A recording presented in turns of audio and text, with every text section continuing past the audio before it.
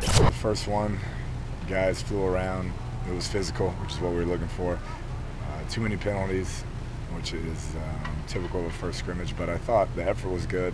It's been very competitive on both sides of the football and more depth than we've had. So that's exciting to see kind of both units operating at a higher level than maybe we did last year when it comes to the ones and the twos. Coach, can you give us an update on Octavius Morgan? Yeah, he's banged up right now. We're still kind of sorting through that, but he's not practicing currently. What's it like to have to see the players reach out to him so much on Twitter and just like? Yeah, I mean he's a special young man. You know, he came here from hometowns a long way from Lubbock, Texas, and he's done everything we asked him to do. Really got his life in order, worked really hard, and it's unfortunate that he got hurt, obviously, and so we're hoping he can make a full recovery. How long do you expect him to be down? I'm not sure yet. Still kind of working through the initial part of it, so we'll see how long it takes. But if one guy said that they're dedicating the season to him, and yeah, you can kind of draw your that would be the implication. Yeah. Coach, you said he was banged up. Can you go into, was it a leg or any lower leg? Yeah, it was a leg. Okay. So, like I said, I don't know the extent of it yet. They had to look at the MRI and do those things, and that was happening today. So we should know by tomorrow. How about your quarterbacks? What's the status today? Yeah, still competing.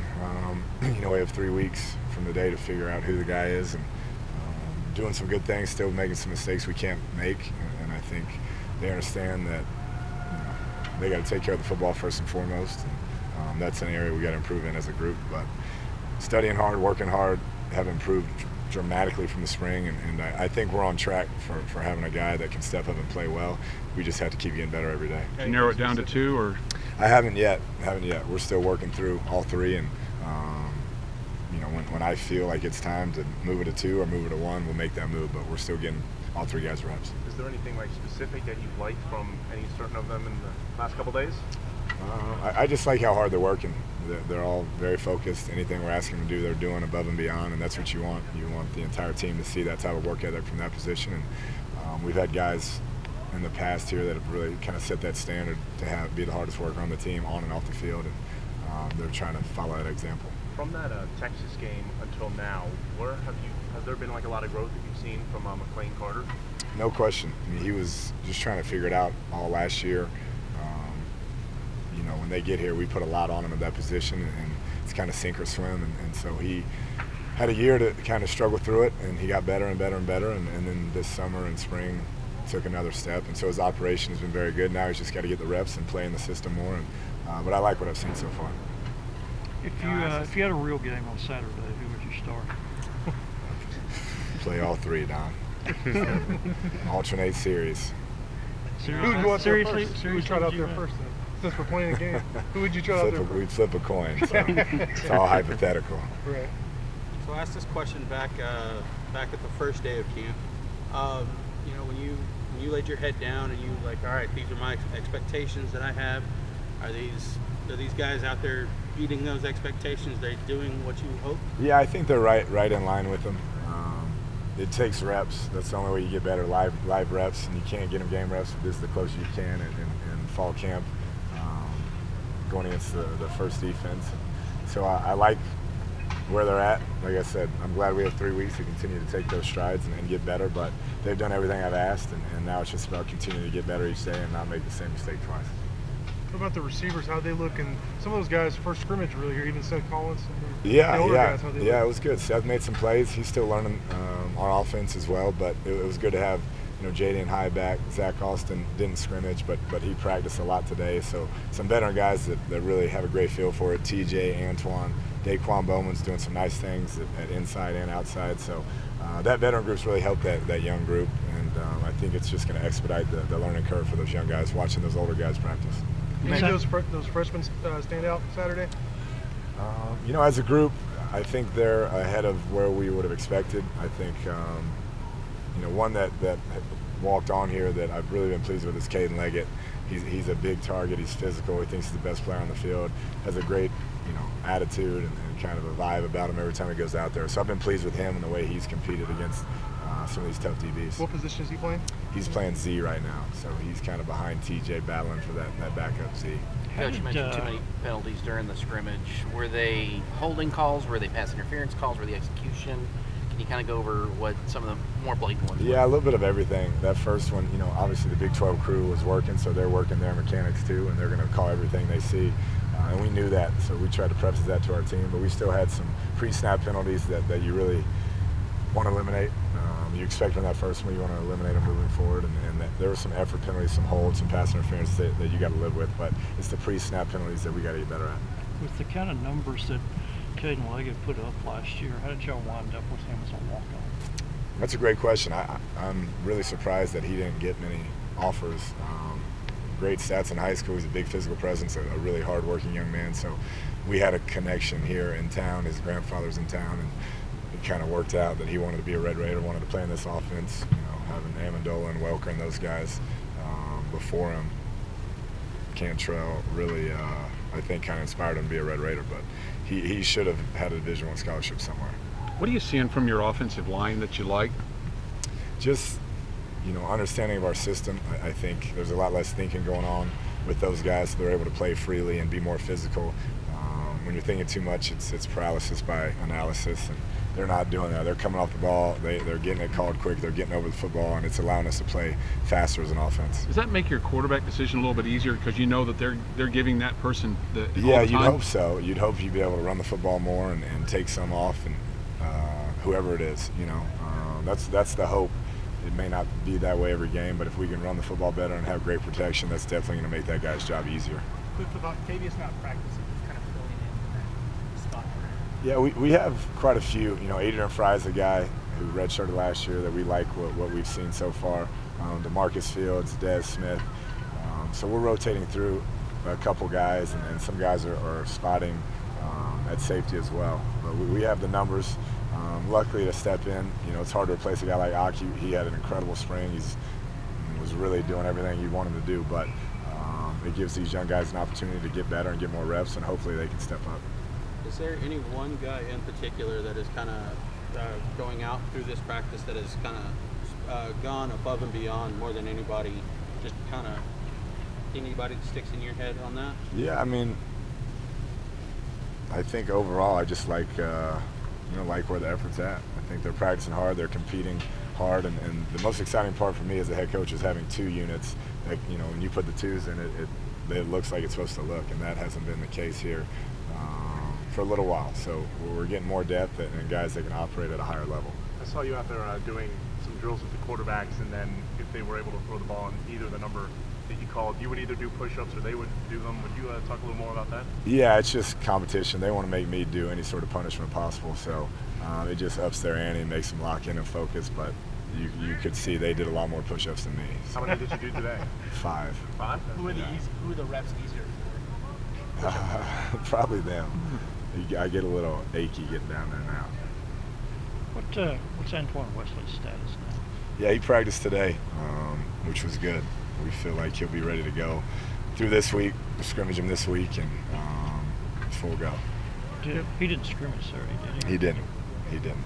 We kept a couple of those guys out, just precautionary to get him to this week's scrimmage. And, but he looked good today.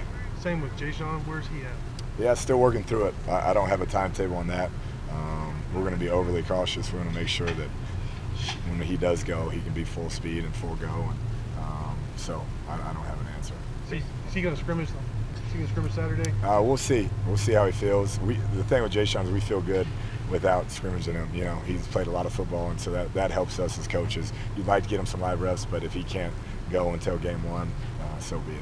Do you have to get down to 2 quarterbacks after Saturday? No. You know, we still have 2 more weeks.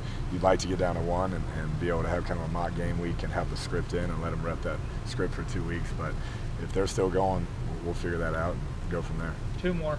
With the preseason obviously going around now, a lot of your former guys are in the NFL, you know, trying to make rosters or whatnot. Have you spoken to any of them recently, either Pat or Cantrell? Yeah, just checking in. I know Dylan and Kiki kind of got banged up a little bit, so they're anxious to get out there. But prior to that, it sounded like they were having great camps. And Nick texted with him, sounded like he had a great 2-minute drive the other night. So it's fun to watch. You know, I wish I could watch more of it, but you're excited for those guys. It's a great opportunity, and I hope it works out for them. Is there a position that we're not talking to you about that's really up for grabs, that's really got your attention? I think the competition of the running back position has been exciting. I think you get Felton back, you got Trey, you got DeLeon. Those two freshmen are pushing everybody, and Tazon and Sir Roderick. So I think that's one that group has really gotten better with Felton and those two young guys joining the group. You know, I thought both sides of the ball we were flying around, a lot of intensity. Felt like we were competing at a high level. Offense did a lot of good things, and we got our turnovers. So thought it was good. Coach mentioned a lot of penalties you guys have to clean up. What were some of the penalties you guys were seeing that can absolutely get fixed today? You know, I mean, we play in the Big 12, so there was a couple PI or pass interference calls. I know you got to live with it, but we got to clean those up as DBs, defensive side of the ball. I mean, I know there wasn't that many, but we can clean those up. I mean, just playing with better technique, executing at a better level. Where would you say the confidence level is in this defense as of right now at this stage of training camp? Yeah, I'd say it's up there. You know, it's not where we need to be. We're not where we need to be, but the confidence is there. I feel like we're flying around to the ball. I feel like everybody from the defensive line to the DBs are playing well. What's that goal when you go into that push? What are you trying to find out about yourself?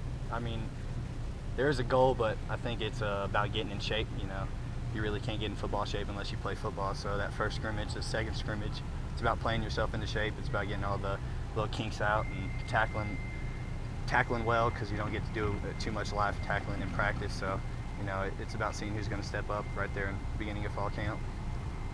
A little bit that we've seen you a lot of safety. How many snaps are you getting at safety as opposed to, say, nickel? Yeah. Do you have a preference of that?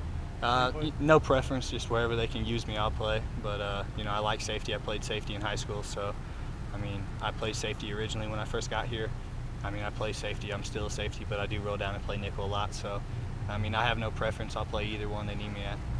Do you consider yourself more of a safety than a nickel back, or just a defensive back? You know, it just depends. If we have our base set out there, you know, I can play a lot of safety. But if we're out there in nickel, I play nickel.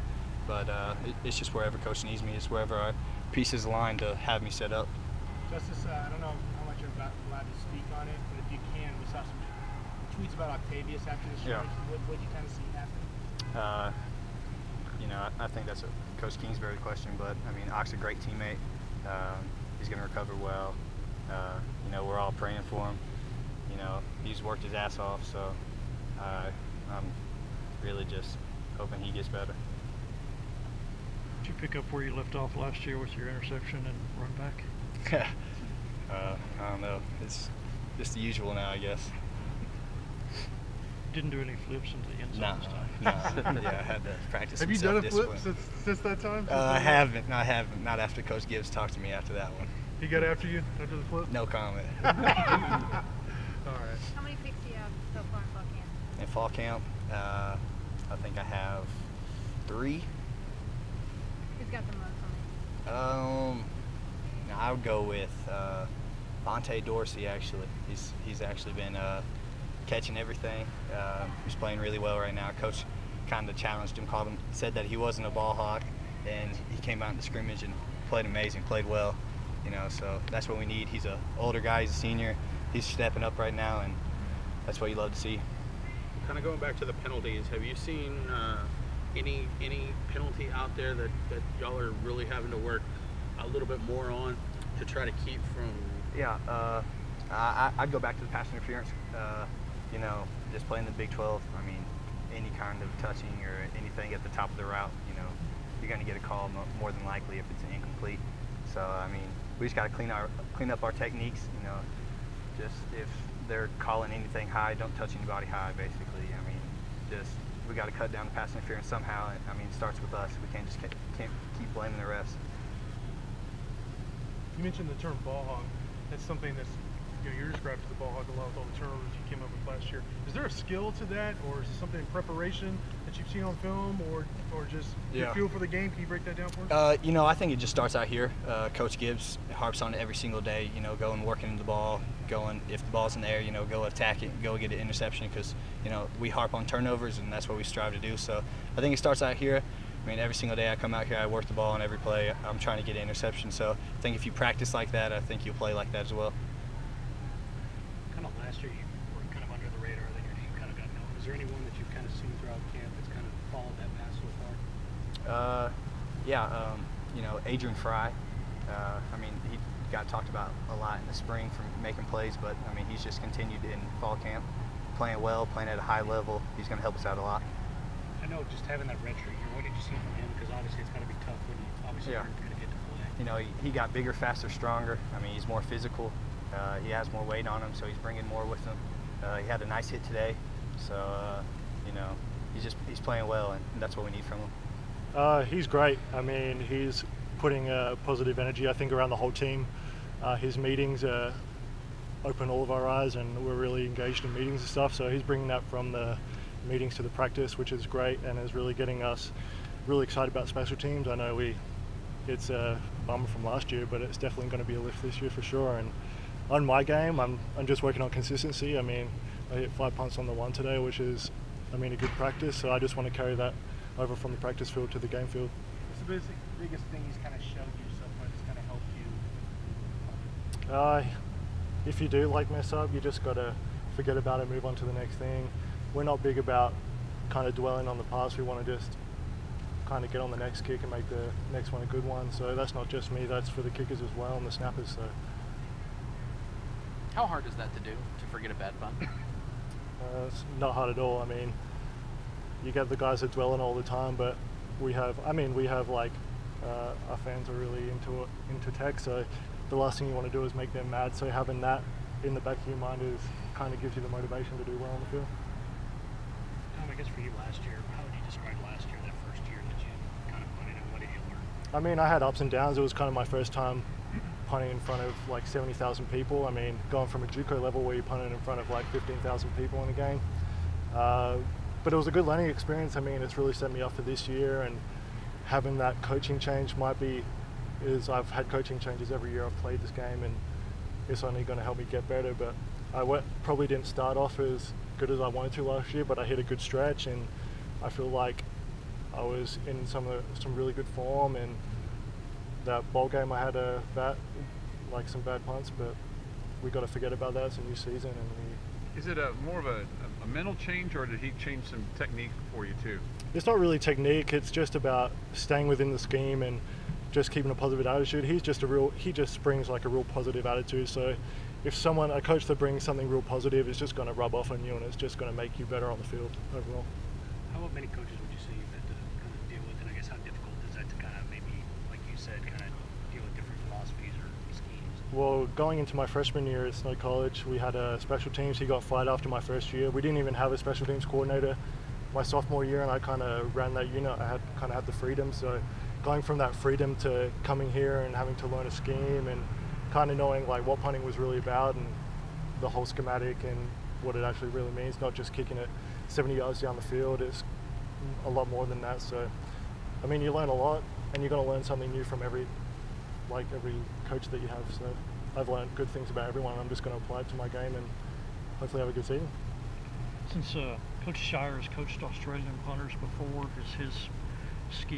is he doing anything really different with you than Coach Robinson did, or is you still largely doing the same style of punting that you did last year? I'll be doing the same style of punting. So Alex Kinnell, who we had at Wake Forest, we're actually from the same hometown, so it was nice that we had kind of had that connection, and I'm going to be doing some similar things that he's done at Bowling Green and Wake Forest, and he's pulled some things from Ohio State, so it's a big notable program, so if it works for them, why can't it work for us? So. Australian kickers have been taking over the position in college football. Mm-hmm. Is there something beyond like Australian rules football that's made Australian kickers or punters so successful, in your opinion? I think the whole college game is changing towards that rugby style punt right now, and I guess we're getting a lot more guys coming over than we had in the past, and I was one of 1 or 2 waves to come in of the Australian football, so we had a lot of kids leaving, and I'm one of the, I guess, the older Australian guys coming in, so I guess a lot of the Australians kind of look up to what we do and they try to apply it. And some of these kids have never played like American football in their lives before, so I was kind of lucky to kind of get that JUCO experience and come in here and at least have some experience under my bat. But there's kids around the country that have never played a down of football in their life, and they're just getting thrown into stadiums that are filled with like 80,000 people, and so it kind of puts a lot of pressure on them. But I feel like I'm a bit lucky and having experience and knowledge of the game before I came here. As the elder statesman, what's the best piece of advice you have for one of those kids coming over? I think it's just fundamental and just like learn the game. I mean, when I was a kid growing up, I didn't know a lot about American football, and my dad helped me learn the rules and kind of stuff like that. So when I got to JUCO, I knew what was going on, not just on punt team, not just kicking it down the field, but I knew what was going on offense and defense, and I knew some of like the schemes and stuff like that. So that really helped me. Like, some of these kids don't even know how to put on pads for the first time, so coming over here, as well as being a culture change, it's a full, like, it's a sport change. Like, they've never done this before, so you just got to get to know people and just ask around, and that'll help you a long way. Do y'all communicate? Do you have like a group chat with the other Australian guys or anybody you know, any connections? Yeah, there's some guys that I connect with and we talk regular basis. There's some guys that there's some Australian kids that want to get into American football. Ever since I've been punting, it's like, I feel like it's really opened up in Australia and people really want to try it out. They see we're succeeding in this sport, so they're like, why not give it a go? So, yeah. Is it a bit of a relief for you guys just not to have to worry about classes anymore right now? I know you've just been in fall camp one day without being in school. Yeah, well, I've had classes all summer, so not sure about these other 6-year seniors that are just going through the motions, you know, and don't only have to worry about football. But But you guys took your finals last week, right? So nobody's in class yes. right now. So, I mean, I had finals on Saturday on the summer break, so I've kind of been non-stop with the class, and I'm just glad that I'm just playing football and not having. I'm a sports marketing, sports management. Have you told Coach Shire that you can run the ball if he needs you to? Yeah, I'm sure he's checked out that West Virginia fake play from last year. So Heffron always gives me some heat for that, saying I'm like one of the slowest fake punts he's ever seen. So, but yeah, it's on the tape, and I gained the first down, so that's what matters. Did you have an internship with anybody recently, as far as with like Under Armour? Yeah, I did. I was lucky enough to go have an internship at the main headquarters in Baltimore. That was a really good experience. It was to do with my major, so after football, that might be an avenue that I might want to pursue. Did you meet Kevin Plank? I did. How much did you interact with him, or were you? Not very much. I actually got to communicate with Cam Newton when he was there. He was doing his, they were working on his new line with Under Armour. So me personally, I was working with the sports marketing department within collegiate football. So whoever works with tech and all the Under Armour schools around the country, I got to engage with them a lot, and how they market their products to schools and how contracts work and all that kind of stuff. So if your teammates don't like any of the gear you get, do they come to you and complain? Yeah, I mean, I've got pretty close with Zane and Jordan in the equipment room, and we always talk about the equipment coming in, since I've seen most of it before the other guys. But yeah, it's always good to have a laugh, and like them to see we're getting all our new gear now, so they're all excited to see what Under Armour's bringing out. You were up there, you said, from when to when? Just a week. It was like the first week of May to the just for those 7 days.